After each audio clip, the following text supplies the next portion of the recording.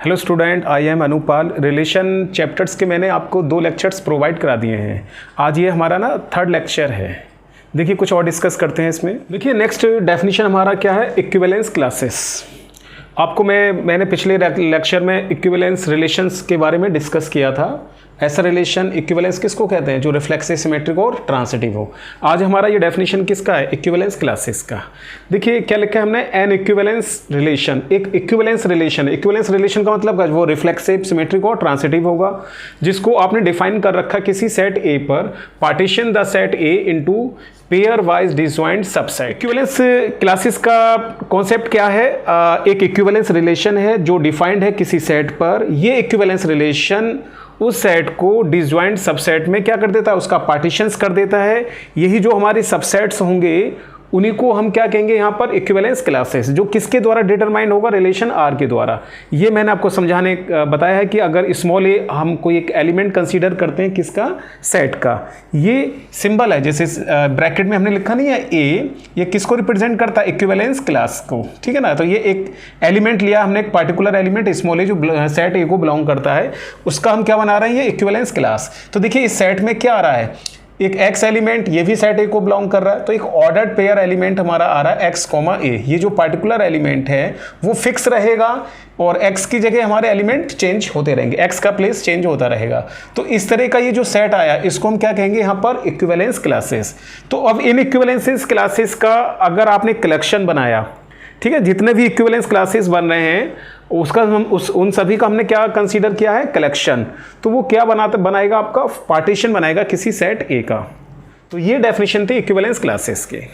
देखिए एक next question है हमारा ये, शो दैट द रिलेशन, एक रिलेशन है हमारा R1 जो डिफाइंड है सेट R पर। सेट R क्या, हमारा रियल नंबर्स का सेट है। ठीक है, तो ये रिलेशन R1 डिफाइंड है रियल नंबर्स के सेट पर। रियल नंबर्स के सेट को किससे रिप्रेजेंट कर रहे हैं हम, कैपिटल R से। तो ये रिलेशन में देखिए ये हमारे ऑर्डर पेयर एलिमेंट्स आ रहे हैं, जिसमें कंडीशन दे रखी है कि a less than equals to b। जो हमारा ऑर्डर्ड पेयर है उसका जो फर्स्ट कंपोनेंट है वो लेस देन इक्वल्स टू है सेकंड कंपोनेंट। ये रिलेशन आपको यहाँ डिफाइन है। तो आपसे ये कह रहे हैं कि ये जो रिलेशन है वो रिफ्लेक्सिव भी है, ट्रांसिटिव भी है, लेकिन ये सिमेट्रिक नहीं है। तो ये आपको प्रूफ करना है। तो देखिए इसका सॉल्यूशन, देखिए let capital R1 be a relation. ये आपको ना एक रिलेशन दे रखा है, capital R1 be a relation defined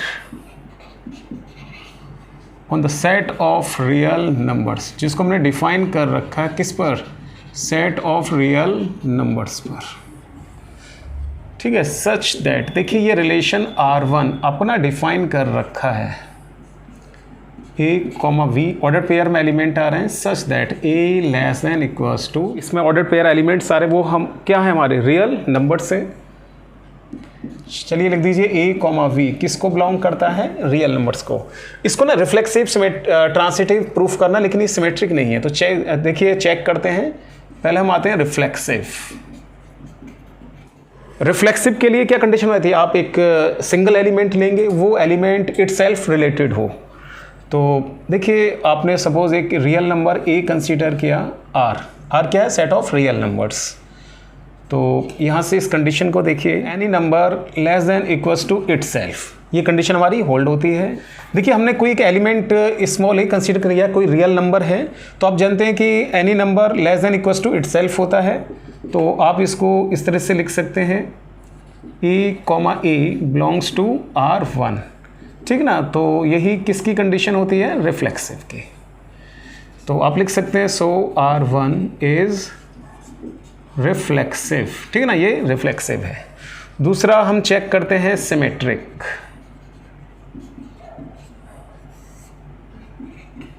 ठीक है ना, सिमेट्रिक कंडीशन देखते हैं।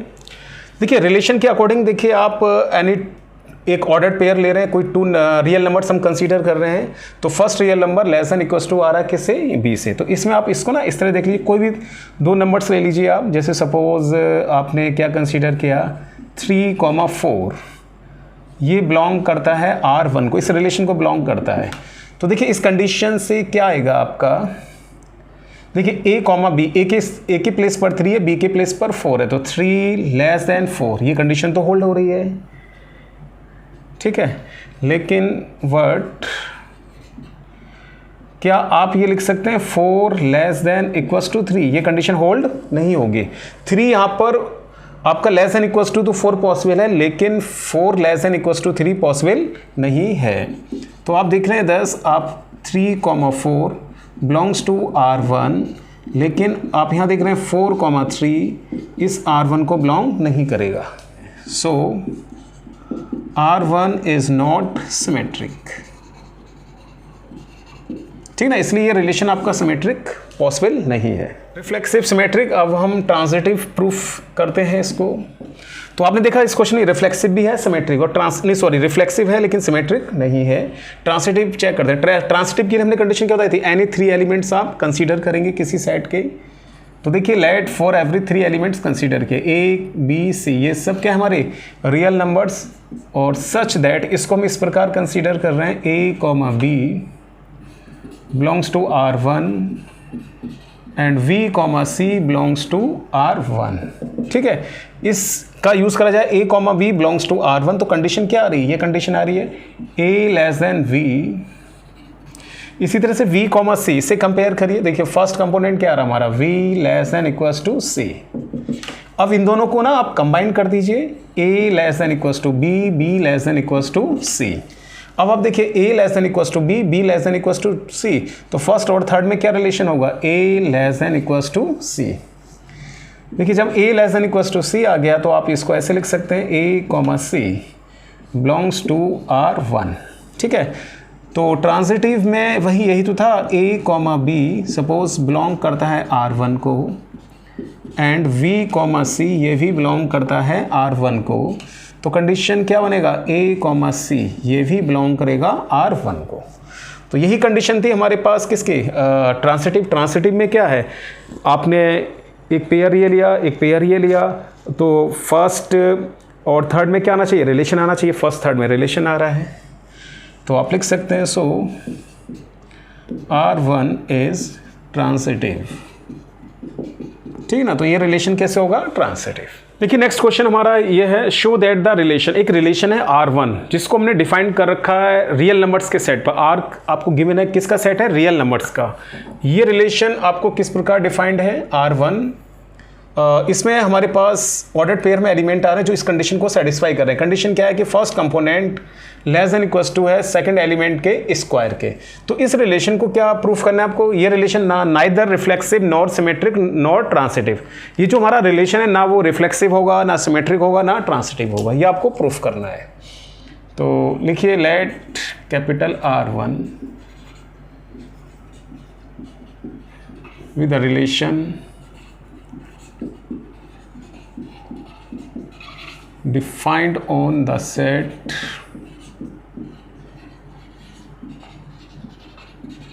of real number, set of real numbers, set of real numbers क्या है? R such that, देखिए रिलेशन आपको क्या गिवन है? R1, इसमें ये हमारे पास एलिमेंट सारे कंपोनेंट की फॉर्म में such that A less than equals to B square। तो ये रिलेशन आपका ना रिफ्लेक्सिव है, ना ही सिमेट्रिक है, ना ही ट्रांजिटिव है। तो पहली कंडीशन हम चेक करते हैं रिफ्लेक्सिव।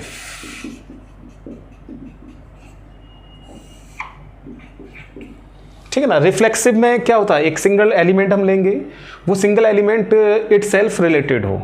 आर क्या है हमारा? रियल नंबर है। रियल नंबर में आप कुछ भी नंबर्स ले सकते हैं, जैसे 1/3 फ्रैक्शन में ले लिया, फ्रैक्शन में ले या होल नंबर ले, किसी भी फॉर्म में आप इसको कंसीडर कर सकते हैं।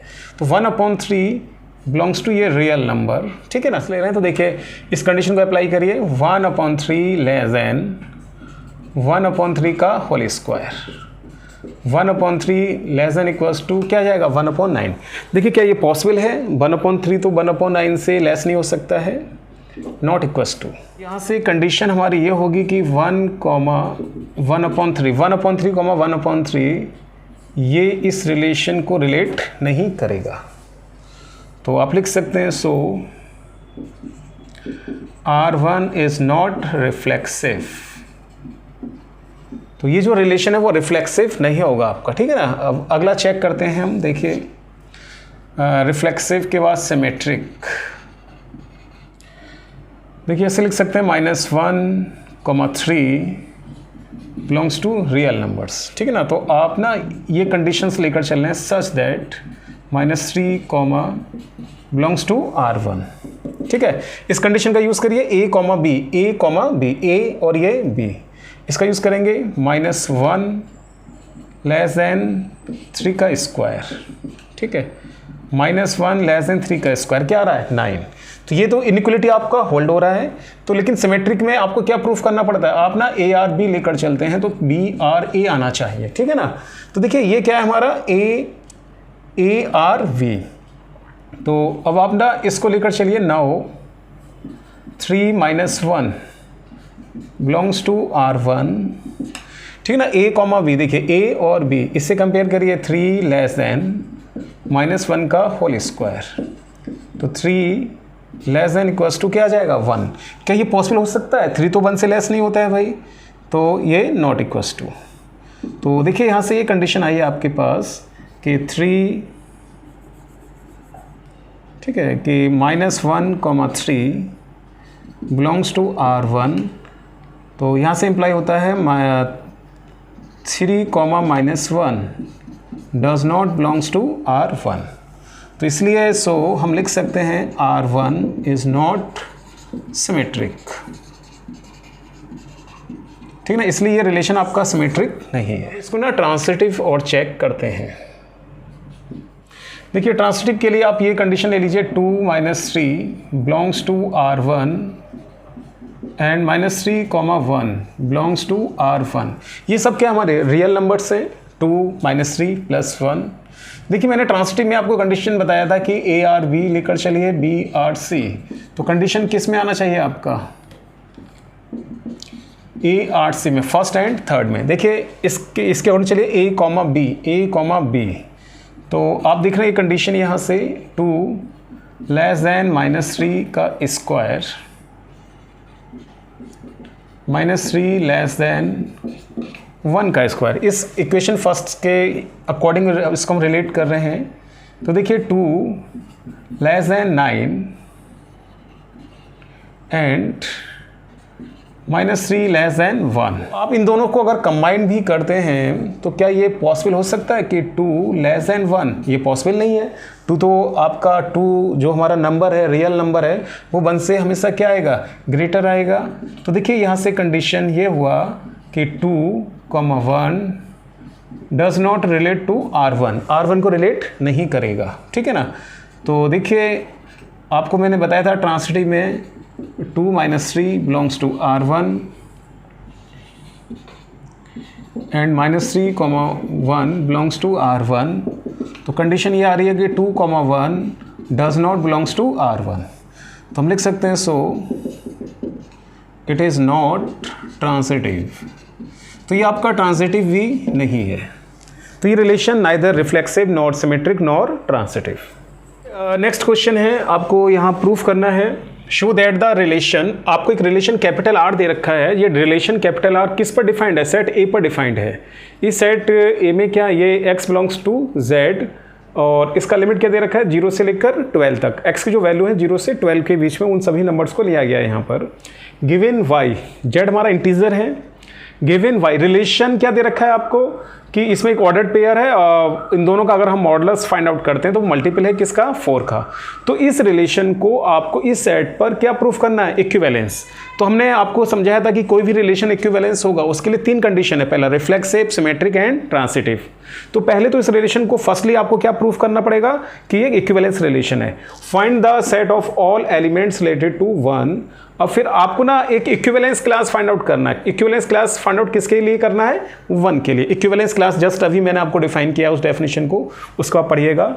चलिए पहले से है ना इक्विवेलेंस रिलेशन प्रूफ करते हैं। Let capital R be a relation, capital R एक रिलेशन है defined on the set A पर। सेट A पर ये रिलेशन आपको डिफाइन कर रखा है। देखिए क्या है सेट A, इसमें वो सभी इंटीजर्स हैं जो 0 से 12 के बीच में लाई करते हैं। ये आपका सेट है। सच दैट रिलेशन क्या है जरा वो भी देखिए। रिलेशन में हमारे पास ऑर्डर्ड पेयर एलिमेंट्स आते हैं जिसका अगर हम मोड फाइंड आउट करते हैं इज़ मल्टीपल ऑफ 4, ये मल्टीपल होगा किसका? मल्टीपल होगा 4 का। ये आपका रिलेशन है, ठीक है। तो इन दोनों को कंबाइन करके इक्वेशन फर्स्ट कंसीडर कर लीजिए। तो फर्स्टली आपको प्रूफ करना कैसा? इक्विवेलेंस। तो इक्विवेलेंस के लिए क्या होता है? Reflexive. First condition is reflexive, ठीक है ना। इसको रिफ्लेक्सिव हम यहाँ प्रूफ करते हैं। देखिए रिफ्लेक्सिव को प्रूफ करने का मेथड क्या है? एक सिंगल एलिमेंट लीजिए, वो इटसेल्फ रिलेटेड हो। तो देखिए आप यहाँ for every A belongs to capital A, ये इसका कोई एलिमेंट्स हमने ले लिया है यहाँ पर। तो दिख रहे हैं आप mode A minus A, calculate करिए इस रिलेशन के अकॉर्डिंग, क्या आएगा? 0। तो 0, ये जो 0 निकल के आ रहा है ये मल्टीपल है, किसका मल्टीपल है? 4 का, इज मल्टीपल ऑफ 4, ठीक है ना।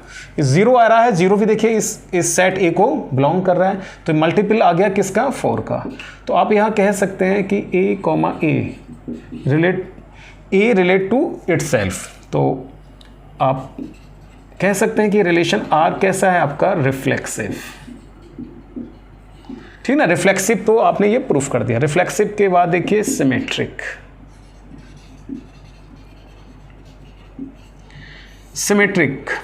सिमेट्रिक में आपको कंडीशन हमने बताई थी, एनी 2 एलिमेंट्स आप कंसीडर करेंगे, सेट जो भी हमें सेट दे रखा है, तो फर्स्ट सेकंड एलिमेंट में रिलेट लेकर चलेंगे।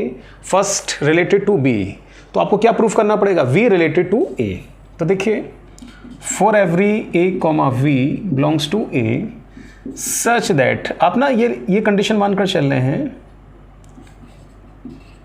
ए comma B related to R, A related to B, ये आप कंसीडर कर चल रहे हैं, ठीक है ना। जब ये कंसीडर करके चल रहे हैं तो इस कंडीशन को क्या करेगा? सेटिस्फाइड। चलिए इधर लिख देता हूं, देखिए। तो आप यहाँ ये लिख सकते हैं mod A minus B is multiple, ये ना मल्टीपल होगा किसका? 4 का। 4 का मल्टीपल होगा, तो इसको ना ऐसे लिख सकते हैं ए माइनस वी, किसका मल्टीपल है? 4, तो 4 इंटू के हमारा यहाँ पर क्या है? Any natural number. देखिए मोड ए माइनस वी, अगर हम इसमें नेगेटिव लेते हैं तो वी माइनस ए भी इसको लिख सकते हैं, तो ये भी मल्टीपल होगा किसका? 4k का। तो आप यहाँ से ये कह सकते हैं v minus A is multiple of 4, ये मल्टीपल है किसका? 4 का। तो देखिए बस आप ना ये कंसीडर कर चल रहे थे A comma B relate to R, आप यहाँ कंसीडर कर चल रहे हैं कि ए रिलेटेड टू वी, तो आपने यहाँ प्रूफ कर दिया वी रिलेटेड टू ए, ठीक है ना। तो ये कंडीशन होती है किसकी? सिमेट्रिक की। तो relation R is symmetric. Reflexive हमने प्रूफ कर दिया और सिमेट्रिक भी प्रूफ कर दिया। अब क्या बचता है? ट्रांसिटिव। देखिए थर्ड कंडीशन है आपकी ट्रांसिटिव। ट्रांसिटिव में क्या कंसीडर करेंगे? Any 3 elements A B C element है सेट ए के, ठीक है, सच दैट आप ये कंसीडर करके चल रहे हैं A related to B and B related to C, ठीक है। अब इस कंडीशन को देखिए आप यहाँ a minus B, mod a minus B is multiple of 4, ये मल्टीपल होगा किसका? 4 का। इसी तरह से इस कंडीशन के अकॉर्डिंग भी v minus C is multiple of 4, ये भी मल्टीपल होगा किसका? 4 का। तो मोड a माइनस वी, देखिए मल्टीपल, अगर मल्टीपल है 4 का तो आप इसको इस तरह लिख सकते हैं 4k1, ठीक है। इसी तरह यहाँ से देखिए मोड v माइनस सी 4k2, ये भी मल्टीपल है किसका? 4 का। अब देखिए k1 k2 ये सब दोनों क्या हमारे? नेचुरल नंबर्स, ठीक है ना। मॉड की प्रॉपर्टी से अगर हम मॉड को यहाँ से रिमूव करते हैं तो ये क्या आएगा? प्लस माइनस 4k1, इसी तरह से ये क्या? प्लस माइनस 4k2, ये मॉडलेस की प्रॉपर्टी का हमने यूज़ किया है। नेक्स्ट ऐसा करिए, अब इन दोनों को ना आप ऐड कर दीजिए, इन दोनों टर्म्स को आप ऐड करिए। नाउ देखिए a minus B plus B minus C equals to plus minus 4k1 plus minus 4k2। देख रहे हैं आप, b से b कैंसिल, तो a minus C plus minus 4 आप कॉमन ले लीजिए, तो k1 minus k1 plus k2। तो आप इसको भी ऑब्जर्व करिए, इसको अगर हम मॉडुलस में लिखेंगे यहाँ पर तो a minus C equals to 4 k1 plus k2, और k1 प्लस k2 भी हमारे क्या हैं, नेचुरल नंबर्स। आप लोग जानते हैं कि दो नेचुरल नंबर्स को अगर हम ऐड करेंगे तो वो भी क्या आएगा, नेचुरल नंबर्स, ठीक है ना। तो आप देख रहे हैं a minus C is mod a minus C is multiple of 4, ये भी मल्टीपल है किसका, 4 का। तो आपने देखा, आप a related to v consider कर चल रहे थे and v related to c consider किया था आपने। तो यहाँ ये रिलेशन आपने किस में प्रूफ किया, a रिलेटेड टू c, ठीक ना, a रिलेटेड टू c। ये कंडीशन किसकी होती है, ट्रांसिटिव की, इज ट्रांसिटिव। तो ये रिलेशन कैसा होगा आपका, ट्रांसिटिव। तो आपने देखा रिलेशन को हमने यहाँ रिफ्लेक्सिव भी प्रूफ किया, सिमेट्रिक भी प्रूफ किया और ट्रांसिटिव भी प्रूफ किया। तो आप तीनों कंडीशन प्रूफ हो गई, तो हम लिख सकते हैं thus R is an equivalence relation. R क्या हमारा एक equivalence relation on the set A, किस सेट पर, A सेट पर। देखिए इस क्वेश्चन का जो नेक्स्ट पार्ट है, अब आपको क्या फाइंड आउट करना है, इक्विवेलेंस क्लास 1 के लिए। तो यहां लिखिए नाउ